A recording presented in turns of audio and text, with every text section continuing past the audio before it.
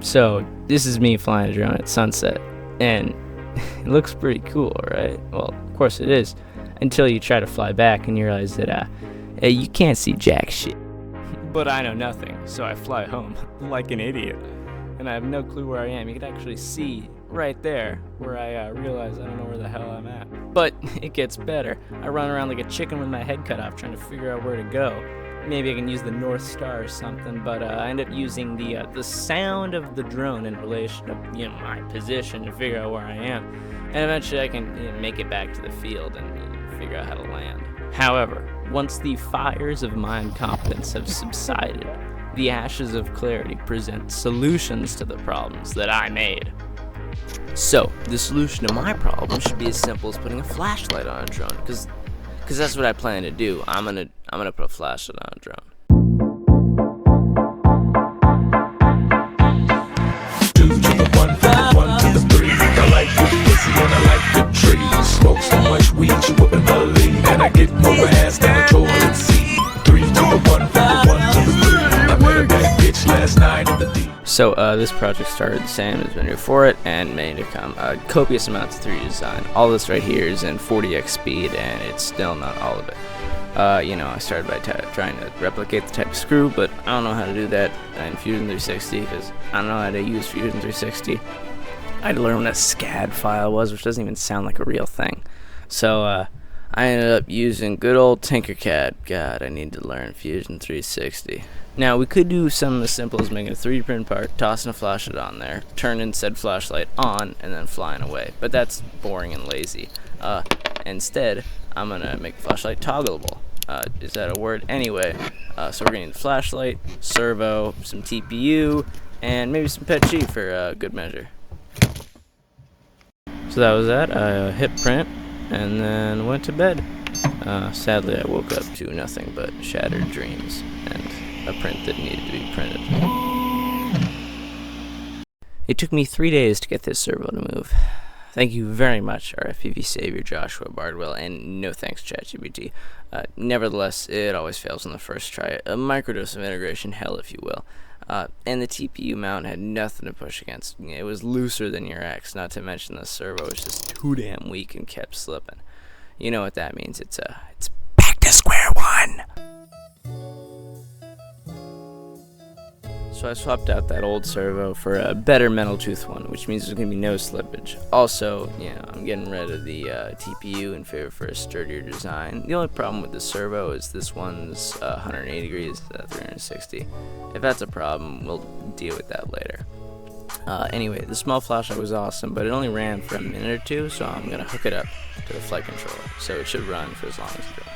I did all this while watching Idiocracy, by the way. So, yeah, we'll get rid of that old crappy Lion in favor for a bigger 4S LiPo battery. Sounds awesome. I don't see any way that this could go wrong. Something smart. Now with the half and half of TPU and PETG, we can wire this thing up and see if we can't get it to turn on. The PETG's on the bottom to hold the servo, and the TPU's on the top to cushion the flashlight.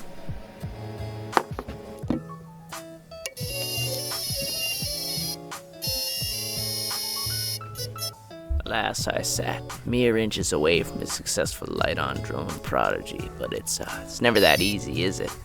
The thing is, the flight controller is not meant to move large amounts of power. That's what the ESC is for. Now, I'm not going to lecture you on how a drone works, but the main draw was that there was too much draw.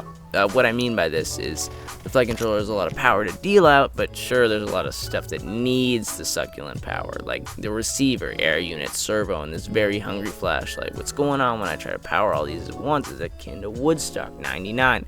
Everyone's trying to get a piece, but it's too damn crowded and set up by incompetence. Flashlight eats too much and the whole thing reboots due to a lack of power. But fear not, for I have a solution. This is a BBC. This is a BEC. Now I wonder what that stands for. What does electronic BC stand for? Nice. All jokes aside, this battery eliminator circuit will connect directly to the battery, bypassing a need for a flight controller, and will give constant voltage to the flashlight. And the reason I chose a variable BEC instead of a fixed BEC is because this Lion is outputting 3.7 volts and the flight controller was giving me 5 volts. And that's too much. That's the whole reason it was putting out 1300 hertz sound wave, which any nearby dogs would hate. So with the battery, we can just bypass that. But I am going to have to tune it using this, and I don't really know how to use this. I stuck it in an outlet once, and it shorted, and now the power went out. And now the tip of this kind of looks burnt off. Yeah. So yeah, now when I input 60.8, which is the same as a 4S battery, I can check the connection using these, and I get 3.8. I can live with that. And now it's time to do some nice little wiring. I prop the air unit up with some helping hands, and I just gotta connect these positive and negative wires down there. A little bit tight, but we should be fine. And now that we got it all wired up, we just need to shorten those leads up there because they are a bit too long, and then button everything up. Pretty easy, but should take me a few minutes. Now I got this thing looking tighter than a nun's nasty. You can see it boots fine. The only problem is when I give it all the smoke, it doesn't like it, and yeah, there we go. It didn't take that long before. So from here we got two options. One, increase the voltage and hope when it throttles it doesn't drop too low where the flashlight turns off. I also have another BEC that runs 5 volts at 5 amps, or we could use an external power supply, which would be kind of like wherever I put the battery, kind of like the battery, except for bigger and better. But I don't know, so I'm gonna fiddle around with it. All the plans have been failures.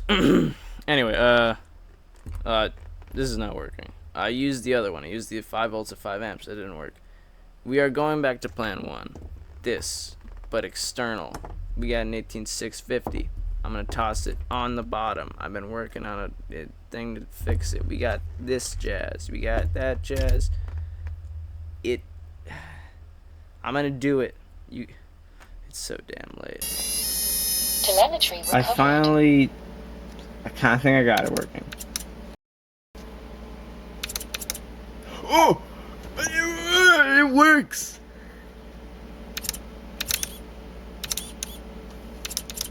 Oh my god! It works! Okay, we got the 3, and we got the new 03. But look at the camera on this thing. It's actually, it's actually pretty nice. So my plan is to put this 03 into the 5, and then take this 03 and put it in the 3. Got it? Good. Anyway, okay, so here we go. Just gotta take this out. And there's our DJI 03. And now I just need to toss that into the 3. And that's the 3 done. And seeing as it's about 7:30, I say we take this thing out for a test flight. Okay, we are going outside to test the third run of the Flashlight 3 after the first one crashed in the yard. Oh, that didn't sound good at all. And the second one at my buddy's place. Oh man, everything just got rained on. Okay, let's give this thing a shot. Yeah. Switching over to... Okay, I upped the... Yeah.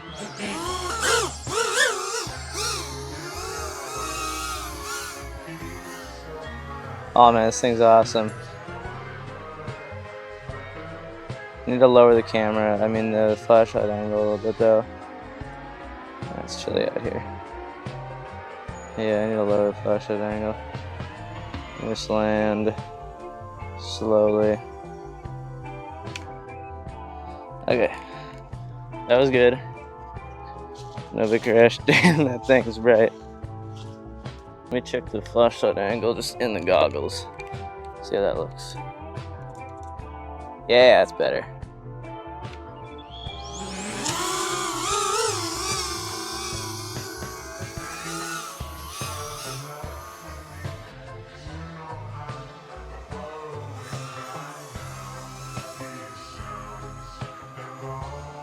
I'm gonna take this John out to the field, see how it performs.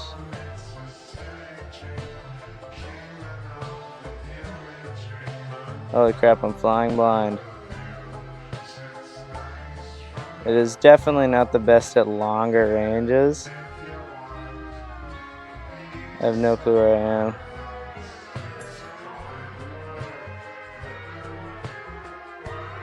Okay, I see some lights. Oh, there you go. Come on, buddy. Woo.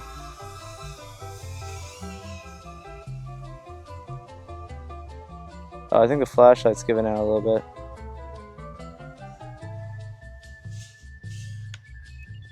Oh, it's dead. Well, I would say that's a successful second test. Oh man, my poor socks are gonna get so wet. That's right. I'm not wearing any shoes. I'm a freak. At least I'm wearing socks though. No homo. I'm gonna go back inside now. It's cold. Here's a video of a squirrel behind my house. I got a little bit of cuteness. Anyway, I'll let you watch this squirrel. Have a good rest of your day.